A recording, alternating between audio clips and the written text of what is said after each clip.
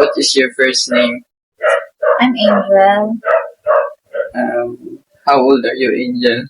I'm 20 years old. Where were you born? I was born in Butuan City. Where do you currently live? Right now, I live in Cabadbaran City. What is your sexual orientation, and what age did you realize your sexual orientation? I realized I was a lesbian when I was about 15 years old. Alright. What is your status right now? Are you single? Are you in a relationship, or are you married? I'm in a relationship. What pronoun do you want other people to use to address you? Is it he, she, or they? She. Right. Have you experienced any kind of assault with regards to your sexual orientation? Would you mind sharing your experience? Yeah, some people made those comments and jokes about me when I was in high school.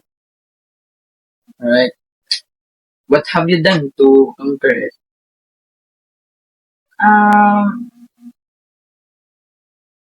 Nakikipag-usap ako sa mga close to na mga friends at saka lagi kong iniisip na walang mali sa akin at sumasali ako sa mga online groups kung saan nagpapahalaga ng bawat isa kung ano sila at kung sino kami sa mata ng iba.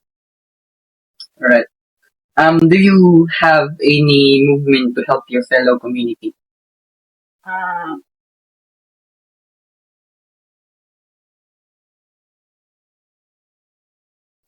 Ulitin mo.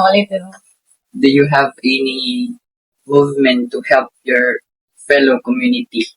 Ano ba? Andito na. Wait lang. Like, what? Sige, kausapin mo about this. Meron ka bang naiambag or maiaambag pa sa mga kagaya niyo na membro ng LGBTQ?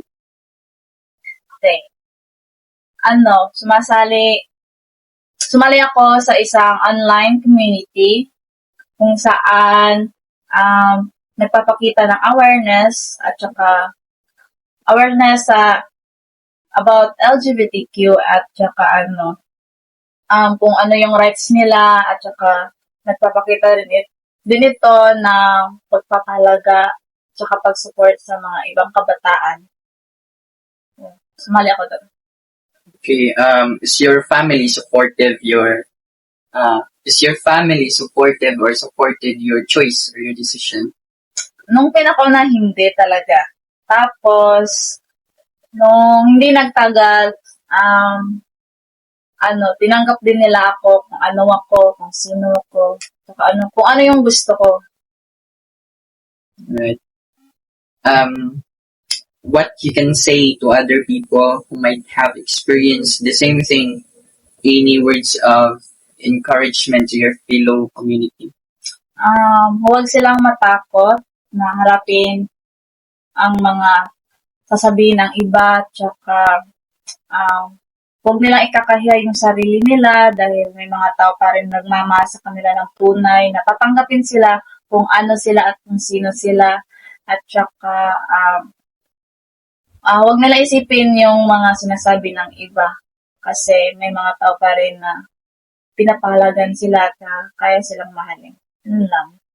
Thank you.